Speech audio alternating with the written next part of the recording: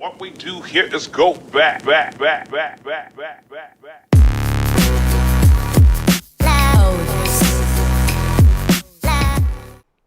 Hi, and welcome back to Mr. Toyama's AP World History. This is Chapter 23, The Transformation of Europe, Part 2. So next up we have absolute monarchies. This is a very strange thing that we don't all have in our world today, but it's the theory of divine right of kings. So here's how it works. Because Europe was Christian at this time, they believed that God oversaw all things in life. And since God made the king only God can judge him. So since God is the king of the universe and some reason we have a king, the kings are put in place by God. This goes back to a very famous passage in the Bible where they're talking about we should show respect to our rulers and the people that have been ordained by God. And since the God put the king in charge, then only God can judge the king. So we have no right to really fight back against the king. We have no right to really question the king and his authority. And this created within the kings the idea of absolute monarchies or absolute power. Whatever the king said went. This didn't really allow for places for like parliaments or different types of governmental bodies that are appointed by the people or voted in by the people to really have any say in what went on. This idea comes from French absolutism, which is designed by Cardinal Richelieu under King Louis XIII from 1624 to 1642. It's one of those things that the church interacting very closely with the government in Europe that creates the power and balance. We go all the way back to Constantine, where Constantine was arguing that he is both the head of the church and also the head of state. And as a result, many people were questioning, well, where's the line? Where's the separation between church and state? That very famous quotation from one of the letters from Thomas Jefferson to the Danbury Baptists. That's a push thing that you're going to look at a little bit later. But if you think about it, why should we listen to the king? Well, God put him in place. That goes back to this belief that God is in charge of everything. As a result, they destroyed the castles of nobles, crushed aristocratic conspiracies, or aristocrats trying to overthrow the king or get rid of the king in power. They built a bureaucracy to bolster the royal power base. The king can't really do it all, but the king can appoint people to do it all. And as a result, he creates a bureaucracy, which one of my favorite B words in all of world history. And this is in part as a design to give the king the sense of absolute power. Because the king lives far away and he lives in his castle and he's nice and safe, what you need to have is people who are on the ground really interacting with the people. So the king makes a ruling or makes a decision, then the people are forced to do it by these bureaucrats who come around and tell them what to do. The additional problem with what happens under Cardinal Richelieu is they ruthlessly attack the Calvinists. This, again, is an effort to root out Protestantism throughout Western Europe. If you think back to the first lecture that we talked about from this chapter, Martin Luther's ideas have been spreading, and they've been radical. And the questioning of everything and the questioning of what it means to be a good Christian, does it mean you are supposed to follow the king all the time, even if he's telling you to be a certain religion, which is Catholicism, when in your conscience you believe that God is really speaking to you through the ideas of Martin Luther, and you're becoming more of a Lutheran or a Calvinist. And the Calvinists are very big on like freedom of the people to make their own choices. He actually institutes a new way of organizing the church where the local people actually have way more control over what should be happening in their church. And this is going to cause a threat to the Catholic institution of the Catholic Church. And they're going to need to have the king's power and the church's authority given to them basically by God to kind of root out the different rebellious groups, especially the ones under the Calvinists. And that's why even today there was a very large population of Calvinists. There's still a moderate-sized version of Calvinism still being practiced in France to this day, but they're really going to try and get rid of all the Calvinists who are in France at this time. Next, we get to King Louis XIV, or the Sun King, from 1643 to 1715. I'm not even going to pronounce the French, but his big famous line is, "The state, that's me." He embodies everything that is absolute monarchy and the divine right of kings.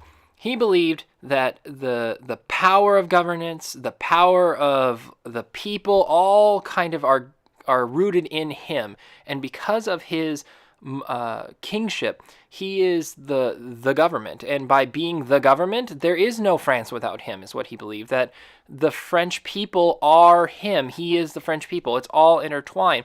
Yes, the people might not like one decision or another, but he is France. When you think of France, you think of King Louis XIV. And for him, there wasn't any question on whether he was in charge or why he was supposed to rule. He was the king, and that's the end of the argument. He does build this magnificent palace at Versailles. It's not Versailles, 1670s, and it becomes his court. Under King Louis XIV, the Palace of Versailles grows immensely. It's a beautiful building. You can Google it sometimes. It has gold everywhere. It has marble. He built himself a private opera house. He built himself a private church. He has wings to his home. One side, he has his wife and his wife's apartments.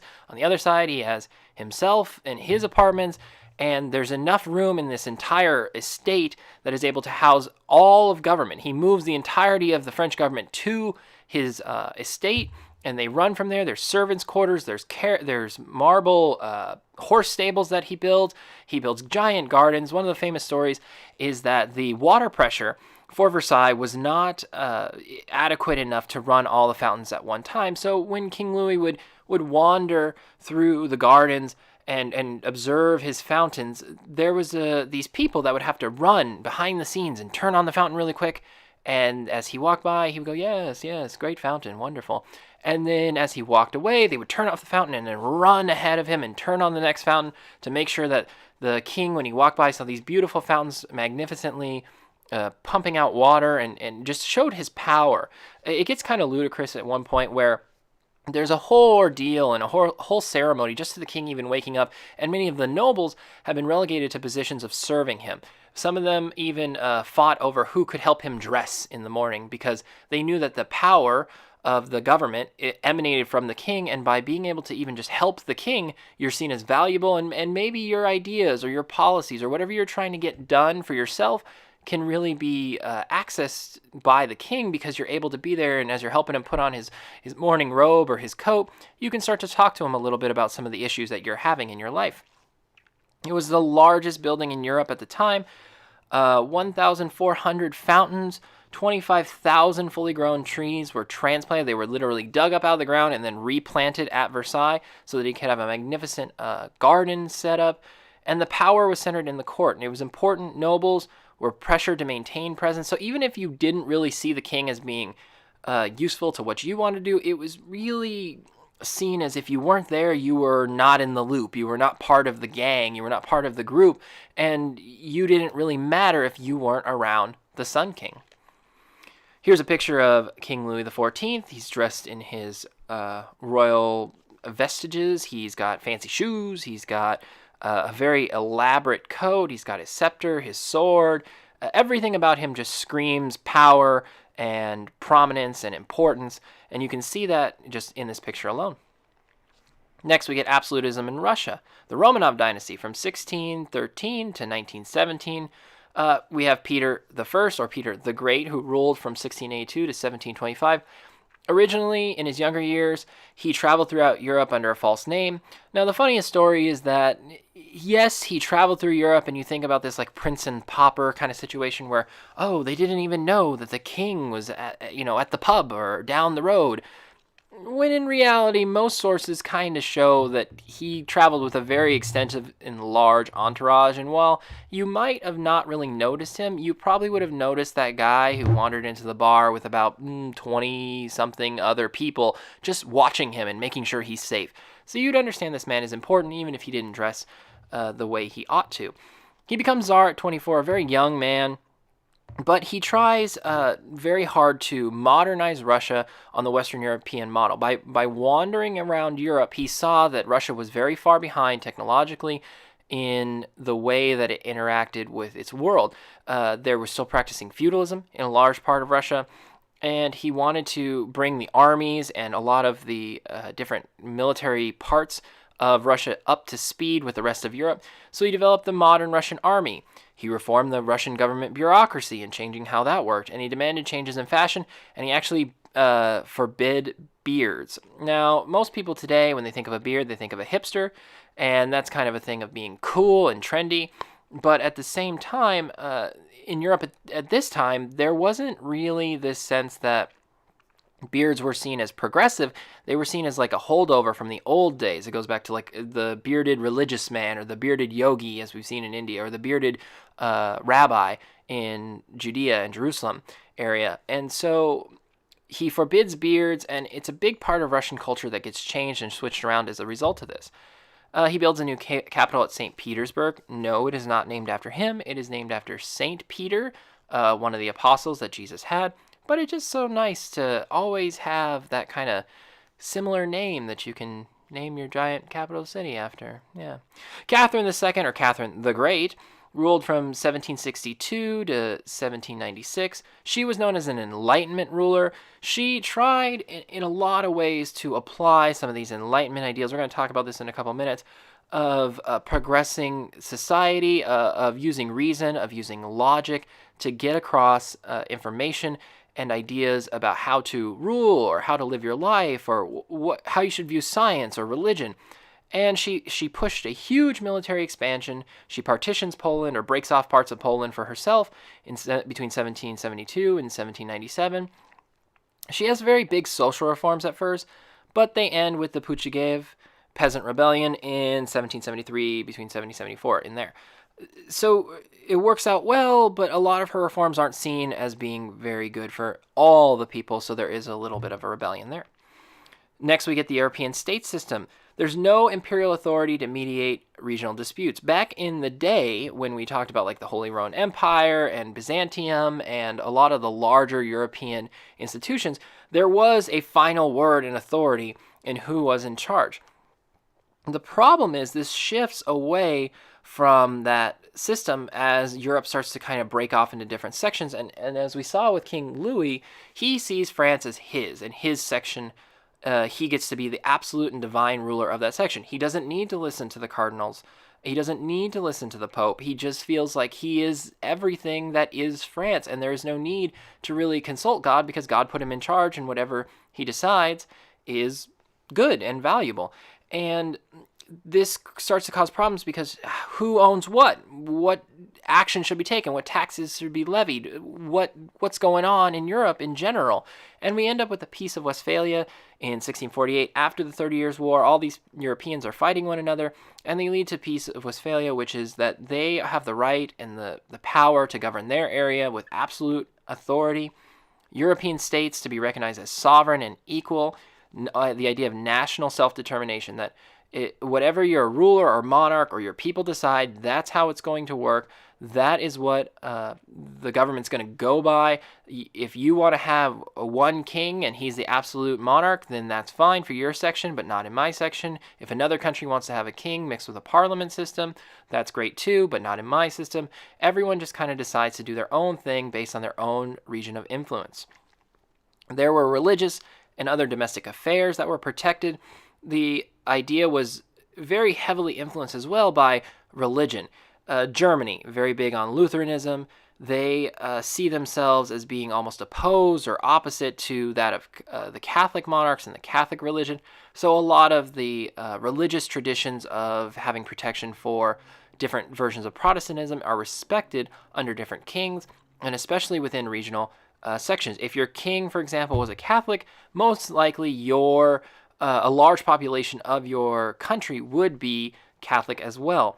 Same thing with the Calvinists, same thing with the Lutherans, same thing with the Anabaptists, or whatever group you want to kind of look at in terms of Christianity. Warfare continues. There's opposition to French expansion. This is where we get back to the 7 Years' War, 1756 to 1763. Again, this is fighting over who should be in charge of what. It also goes back to colonialism and what's going on with the colonies overseas and in Africa in general, and some in Southeast Asia. Who is in charge? Why are they there? Do they even have a claim? And usually it came down to whoever had the most guns, the most armies. Those are the ones who were going to win out in the end. The balance of power between these kings was very tenuous at best. That who was more in charge, who was less in charge, it's not super clear all the time. And many times the people didn't necessarily listen to one king over another, even if the king said that they were in charge of that section. Yes, monarchy was upheld. Yes, at the end of the day, the peasants or the people of the section would pretty much follow one person or another, but that balance of who was really powerful at this time wasn't super clear. Innovations in military technology proceed rapidly. We get gunpowder from China, which leads to guns, which leads to larger guns known as cannons, which leads to artillery.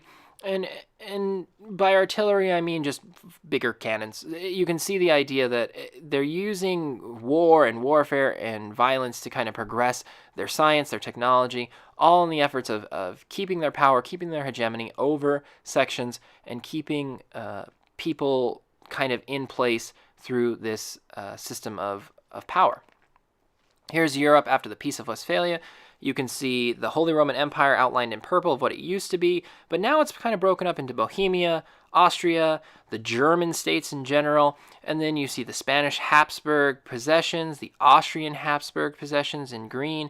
Everyone's kind of deciding for themselves who should own what, why it should be owned that way, and they're really starting to fight one another over this process.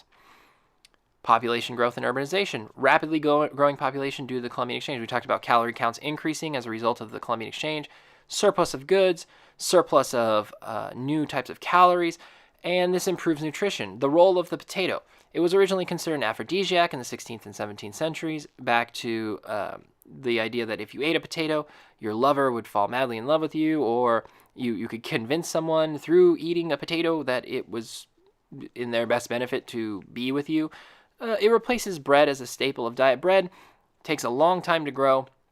It has to be protected from the elements. It's made from wheat, and then it has to be processed into flour, and then that flour has to be added with water and some other stuff to make bread, and then that bread has to be baked. It takes a long time to make it, whereas potatoes, you can pretty much pull them straight out of the ground. You can chop off some of the leaves and then heat it up, and you got a good potato. It's also very high in calories. It can last longer compared to bread. Bread gets moldy very quickly without preservatives, whereas potatoes, if you process them right, as the Native Americans had done before the Columbian Exchange, you can actually keep potatoes around for a very long time. Better nutrition reduces the susceptibility to the plague. The plague is on the downward trend as a result of this. People are learning to basically eat and introduce new types of vitamins, minerals through this diversity of food to their diet. This increases their survivalhood of the plague. And when you're, in general, your body is doing better because it's healthy, you're able to resist germs. Many of us don't get sick very often because we have a very high level of resistance because of our immune system. But when we have a very weak immune system, we haven't been sleeping, we don't have a good diet, we have some other issues, then we're more susceptible to the plague itself or other diseases. And as a result of nutrition, people get healthier. Epidemic diseases become insignificant for overall population decline by mid-17th century. By this point, because of the nutrition, because of the different ways that people are able to support their immune system, not, for example, with emergency, that stuff you take right before you get sick, people are basically able to outlive and use their natural immunity to diseases as a result of this. Here's a chart showing by 1500, the plague had kind of taken a large chunk of Europe away, but by 1800, we're almost to the 180 million population in Europe. Urbanization. Look at these cities. You can see that, for example, that looks like Paris in 1550, around 125,000 people. And we have London closer to, what is that, probably 50,000, 100,000, somewhere in there. 1600, London non-existent in this way. And then we have the rise of Madrid around 1600. But if you look at how urbanization, or the coming together of people into large cities, creates a better way of interacting with their environment. Think about if you lived in the country. You would have access to food because of farming, but you wouldn't have access to, for example, education, hospitals, transportation in a very readily available way. But urbanization collectivizes or concentrates a lot of the needs and goods of people into one location, and you're able to pretty much go down to a store, for example, and buy some bread, and then go next door and you can get some health care from some weird doctor that's probably there. And this improves the rate of life and grows people as time goes on. Next, we get to early capitalism. Private parties offer goods and services on a free market. This is one of those weird economic theories we have to kind of slow down and talk about. Private parties are offering goods and service on a free market. So when you think about how people buy things or sell things, in a free market, people are free to buy or sell whatever they find that people will buy. So for example, I really like Coke Zero.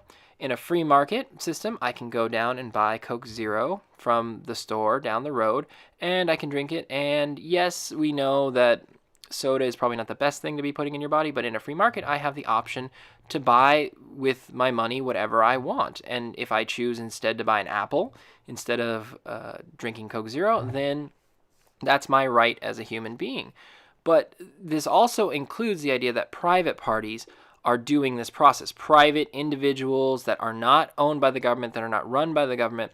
This is kind of the difference between, for example, the post office, which is a government-run institution in the United States, and the UPS, the United Parcel Service or Postal Service, Parcel Service, which is the brown trucks that deliver goods and packages. Both facilitate the same things. They both deliver goods across a mail system, but one is publicly owned in terms of the government owns it, which is the United States Postal Service, and one is privately owned by an individual company that has shareholders and people who own a stake in that company. That's a private party. Now, goods are anything that can be bought or sold and consumed, like apples, shoes, hard drives. You get the whole idea. And services, on the other hand, are like when you get your nails done, or when you get your hair did, or when someone is willing to wash your dog. That's a service, something that isn't tangible, but it needs to be done. In early capitalism, these private parties or individuals own the means of production. They own their own labor.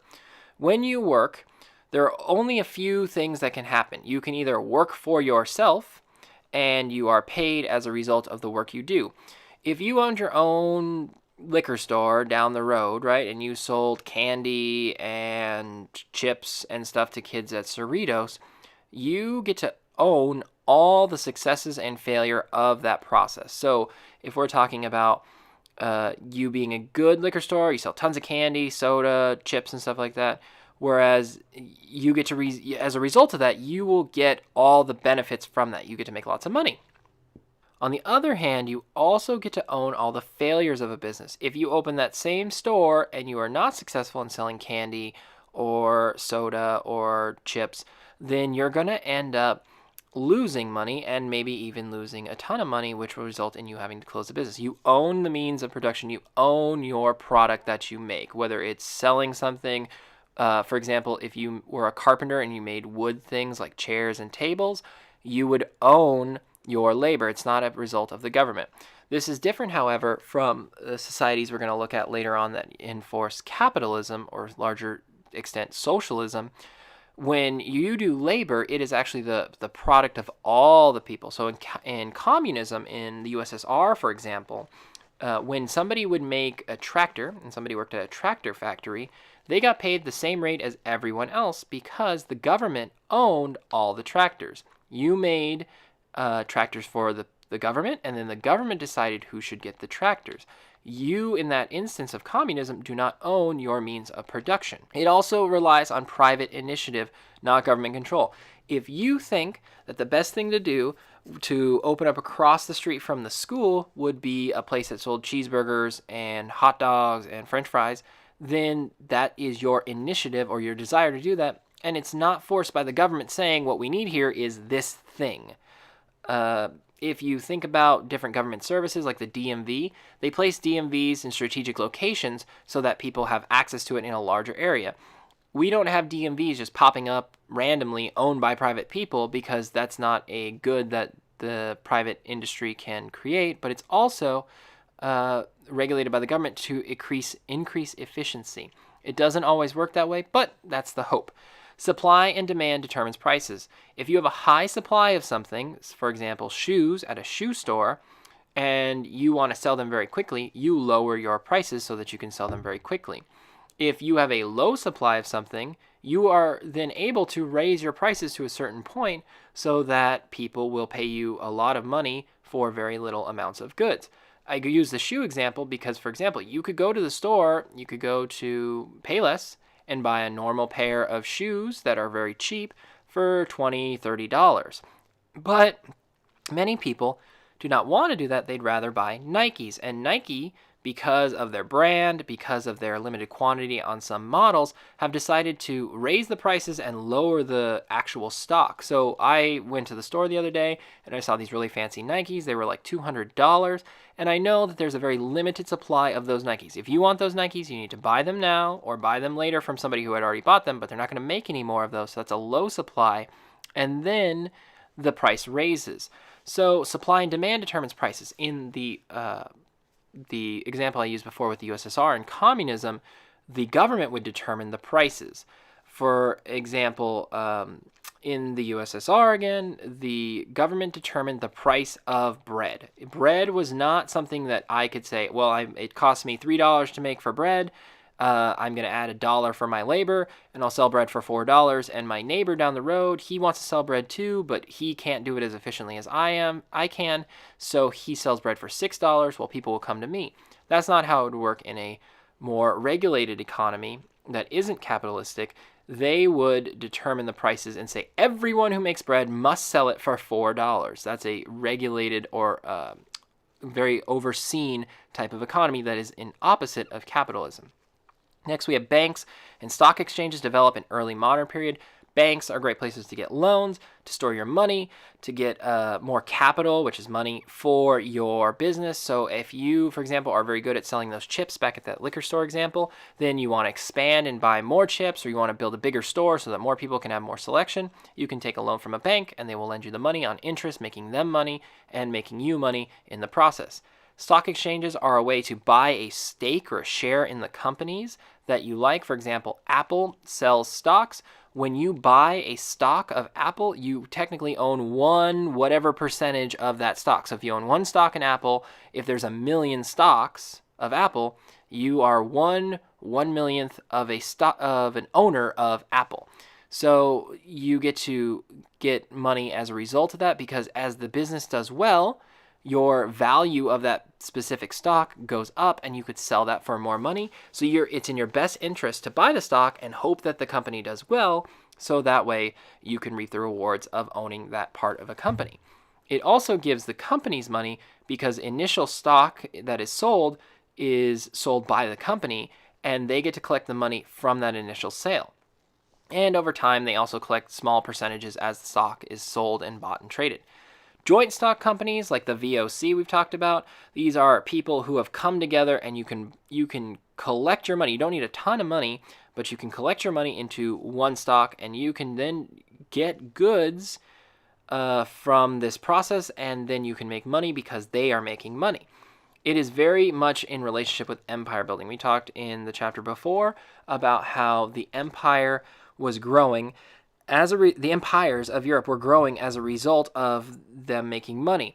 The government's best interest was to protect the people and the individual stock and shareholders for their process of making money and going out and collecting goods through colonialism, and people were able to reap the rewards as a result of that. Medieval guilds are discarded in favor of the putting out system. The guilds we talked about before secretly and selectively choose their membership, and then they decide who can do the practice of, for example, blacksmithing and who can't be a blacksmith, and it's very regulated like a union is today. The putting out system changes that because it moves to something that we would know today as subcontracting, which is there is a contract for work to be done, and a factory or a company or a group hire individuals to make those goods. This is known as the putting out system, where people work from home. This is a very big step in terms of women's history, because the putting out system allowed women to work from home during their times when they weren't doing other domestic duties, to create goods that could then earn them money and increase their spendable cash in general. So that was early capitalism. Very lot to take in. The impact of capitalism on the social order in the rural life, in the areas outside of the city. There was improved access to manufactured goods. Many people, as a result of the putting out system and just the proliferation and the growth of manufactured goods in general, people were able to get access to more goods that they didn't have to make themselves. Think about shoes. If you and I were to try and make shoes, we would be very, very bad at this process. But if there is a factory that makes shoes and there's an increase in capitalism, which results in an increase of people wanting to efficiently make shoes that are going to sell to make them money, they're going to make shoes in the best way they can and the most efficient way they can, which means that they're going to make a ton of shoes, which means that people can then buy those shoes and it will be more uniform, and it improves the access for people in rural areas to goods. There's also increasing opportunities in urban centers, begins the depletion of the rural population. This is the start of the big shift from the countryside, where many people lived in individual villages or under the feudalistic systems that we talked about before, and they shift to the cities where they can now have a job working in a factory or working in some sort of way to support the overall cosmopolitan area. So a baker, for example. In the olden days, if you lived rurally, you made your own bread and then you baked it and then you ate it. Now you move to the city, you know how to bake bread, you work in a bakery, and people pay you for your bread. It is an inefficient institution of the serfdom is abandoned in Western Europe and retained in Russia until the 19th century. This goes back to Peter the Great, where he's trying to work out how to get rid of so many of these peasants and make them more urban. It doesn't even work until the 19th century, but this idea of feudalism and serfdom goes away during this time as a result of capitalism. Nuclear families, or the immediate family, the father, mother, brother, sister, are replaced with extended families. Now you live or interact more with cousins, and you're able to meet your aunts and uncles and your grandparents, which are maybe nearby now because of the city and the urban population. Gender changes as women enter income-earning workforce. Before, women were seen as stuck in the home. They were seen as not very valuable as men. They just took care of domestic duties, whereas women are able to actually work in factories and are able to earn paychecks for themselves, making themselves more independent. We're going to talk about this way more a little bit later. Capitalism and morality. As a result of capitalism, people start to think about how should the world be organized and operate as a result of this new way of looking at economics. The first guy we're going to talk about is Adam Smith, from 1723 to 1790, argued that capitalism would ultimately improve society as a whole. I would argue the exact same. That capitalism has done a great job at improving the lives of people in general. He had this big idea called the invisible hand, that the market or the stock market or what people want in general as a society is an invisible hand that moves across a society. We can't really tell why people want what they want, but the way that people react and try and find a new way into that system is what makes capitalism awesome. So think about it like when I was growing up, there was no such thing as Facebook or Twitter or smartphones. And if you were to ask somebody back when I was growing up, what's like the next big thing, nobody could really tell you. They might have had an idea, but they couldn't really say for certain. And the invisible hand has moved through our markets, so now you could actually get a job writing apps. You could make hundreds of thousands of dollars a year, maybe even millions, just writing apps for smartphones. A job that was completely unheard of 20 years ago. There's major social change, but major social change increases poverty in some sectors. Because of this shift and change, not everyone is going to be benefiting as a result of this. People that originally could just live on a farm, that could grow and live their lives in peace in a rural way, now have to move to cities. There's a lot more competition for jobs. Not everyone can be employed through this process. There's a rise in crime because now people are closer together. They're more desperate. They're in need of finding jobs. They can't find a job, so they're willing to steal, hurt, do other types of very bad, poor behavior, and this changes the way that we interact as a whole. And then witch hunting is a possible consequence of capitalist tensions and gender roles. In the New England area, specifically Salem, Massachusetts, there was this issue of women being burned at the stake for being witches or drowned for being witches. Witch hunting is possible a consequence of capitalist tensions because as men are competing for jobs and men are looking to find for themselves employment, women oftentimes were seen as very beneficial to the process because many factory owners still played into the old system that women were less valuable than men and were able to pay them less for the same amount of work. So factory owners would rather employ 100 women that they could pay at half the cost of employing 100 men at paying full price. And since this tension was happening, many times there was a way to try and find an excuse for why women were being so successful.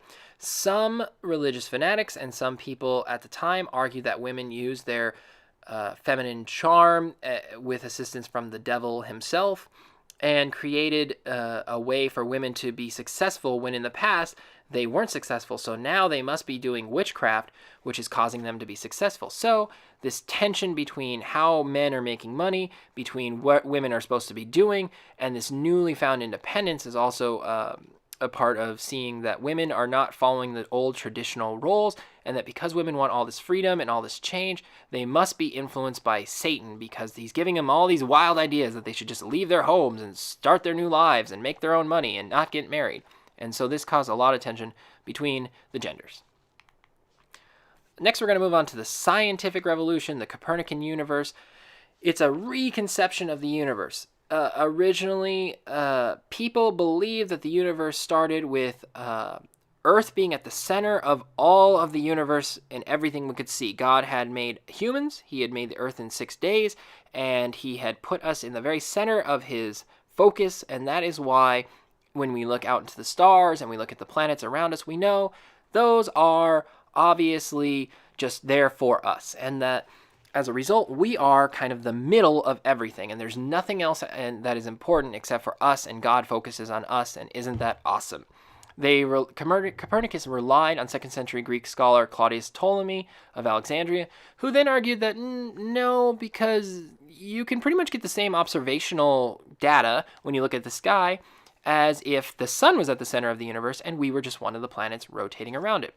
This does challenge religion because many people say if God is the powerful supreme being of all and we are his most precious creation, according to Christianity and Judaism, then obviously God cares about us so much he put us in the center. When you replace us at the center with the sun, then what you're saying is that we aren't as important as we thought. And so this is going to cause conflict between religion and science. The first time in history, pretty much. Motionless Earth inside 9 concentric spheres. They move to this idea, away from this idea that the Earth doesn't move, it just sits there, and there's 9 spheres that move around it. Christians understand heaven as the last sphere, so if you just went outside of what we now know as the solar system, you'll just end up with God and heaven. They had difficulty reconciling the model with observed planetary movement. In 1543, Nicholas Copernicus of Poland breaks this theory. And he's going to say what I said before, which is that the sun is at the center, the Earth moves around it, and it's just one of many planets moving around it. The notion of moving Earth challenges Christian doctrine. We talked about this a little bit a couple minutes ago. Here's a picture representation of the views of the universe. So under Ptolemy, the Earth was at the center with the moon circling around it. Mercury, Venus, the sun, Mars, Jupiter, Saturn. Under Copernicus, his new thing is that there's the sun at the center, then the Mercury, Venus, Earth, the moon, Mars, Jupiter, Saturn, and they had no idea about the farther out planets, which Pluto is one, and distant motionless stars outside of that. Next, we get to the scientific revolution with Johannes Kepler, with Galileo Galilei. They reinforce the Copernican model. Sir Isaac Newton, he revolutionizes the study of physics. And there's a rigorous challenge to church doctrines. Using reason, using logic, using observable, understandable data, people were actually challenging what the church was teaching about what is natural, what is science, what is, for example, the meaning of life.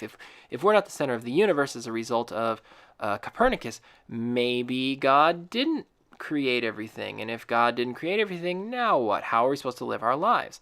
One of the best things I can recommend to you is watch one of my favorite series known as Cosmos by Neil deGrasse Tyson. It's on YouTube. It's on TV all the time.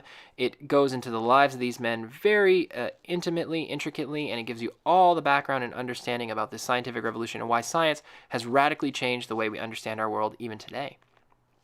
Next, we have women in science. William Harvey scientifically proves the innate female inferiority. So this man named William Harvey uses science, quote unquote, to prove that females are inferior. He looks at things like muscle mass, that since women have less muscle mass and men have more muscle mass, they are able to do more labor, which in turn proves that women are less than men. But then we get this lady named Emile De Chelly. From 1701 to 1749. She was a French mathematician and physicist. She translated Newton's Principia Mathematica.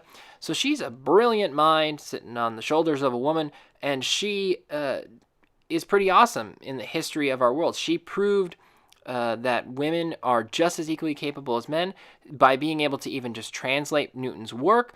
She showed her value to society. She was a physicist, she was a mathematician, she was able to compete with some of the men in terms of knowledge and publishing and writing, and she's seen as one of the first women of the Enlightenment, and really counteracting some of those claims by people like William Harvey, who said that women were inferior because of muscle mass, and also at this time they believed women had smaller brains than men, and they were just incapable of learning things at the level that men were able to learn them at. Kind of BS, even to this day. Next, we have the Enlightenment. We've been bouncing around it, but now we're going to talk about it. It is a trend away from Aristotelian philosophy and church doctrine in favor of rational thought and scientific analysis. Aristotle and the church are very big on faith, and I want you to keep this kind of clear.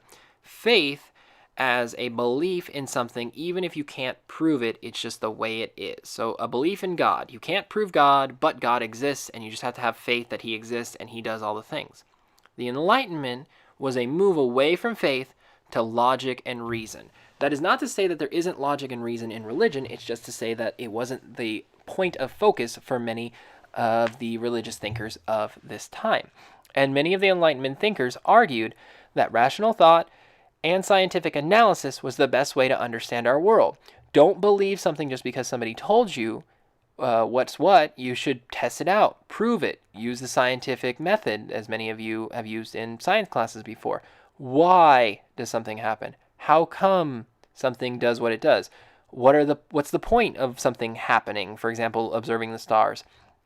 There's a man named John Locke in England, Montesquieu. They attempt to discover natural laws of politics. They argue that if God is kind of a passé or kind of gone away. Let's look at the world and how we should organize ourselves if God didn't exist. In the past, everybody just kind of lived the way they ought to live because they feared that when they died, God would punish them. But Locke and Montesquieu argue that if God doesn't exist, then that means there would be anarchy. But we need to prevent anarchy because that's not good for society. So how should you rationally and using your logic, using your brain, figure out how you should live your life?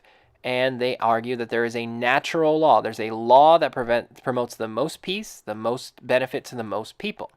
The center of enlightenment is in France, where the philosophies are going to salons, not like hair salons, but like dinner parties where they're showing off new ideas, talking about the latest in philosophy.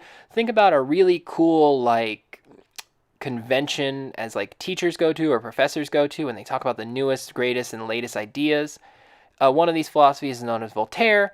He sends out caustic attacks on the Roman Catholic Church, and he says this famous thing in French, which I'm not going to say, but crush the damn thing. He believed that the church was the biggest hindrance to people's progress and people's benefits because it forced them to rely on faith rather than logic and reason. So Voltaire wrote this just tons of works about how people need to live their lives free from faith, free from superstition, free from religion, and that using your logic and reason is the best way to make sense of your life and the world as a whole. Another thing that pops up is deism, the belief that some God exists, but he probably doesn't care about us. He probably just made us on a whim, or maybe he did make us and maybe he's watching, but he's not really doing anything. And God isn't a part of our everyday lives. For Christians, and Catholics especially, God did everything. God literally got up every morning, just like how you get up every morning, and he made the sun rise. He had to do that, and then he had to make the earth do what it do, and he had to make all the animals and trees be born, and he had to make the wind move, and as a result, God was a very integral and intimate part of our lives, and we can maybe make him do things by praying to him. So, God, my grandma is dying. Could I pray to you to maybe not make her die or to heal her? And maybe God would listen. Deism, on the other hand, believes that God maybe is away and maybe he doesn't care. Or maybe he's just not paying attention. Or maybe God made us and he's just done.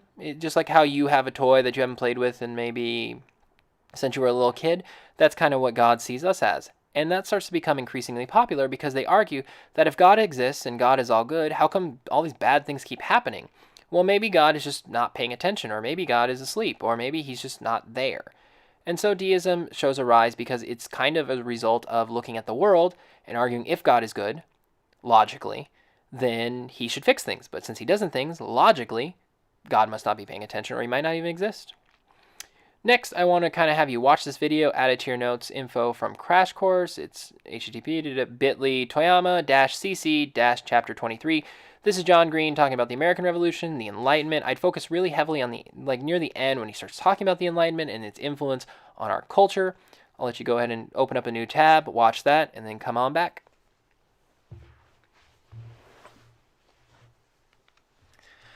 All right, so welcome back. We're going to continue on the theory of progress. There was an assumption that Enlightenment thought would ultimately lead to human harmony and material wealth.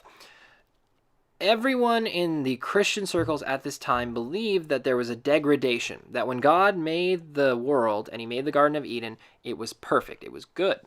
And then sin entered the world, and as a result, things have just been going downhill ever since, and they're never going to get better ever again. There's only just going to be this degradation until Judgment Day when Jesus comes back and fixes everything and starts all over.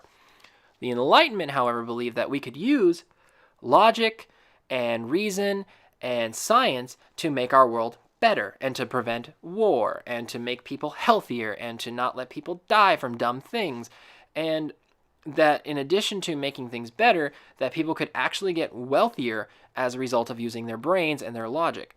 There's a decline in the authority of traditional organized religion. I'll stop here and let you think about that. Why? Why would that maybe happen? If you said that the church argued that you need God to make anything good, then you're right. Here's why. Many of the Enlightenment thinkers increasingly were becoming deists, and some even were moving to atheism where they believed there was no God. In Christianity, you have to have God to do anything good because you are naturally bad because you have sin.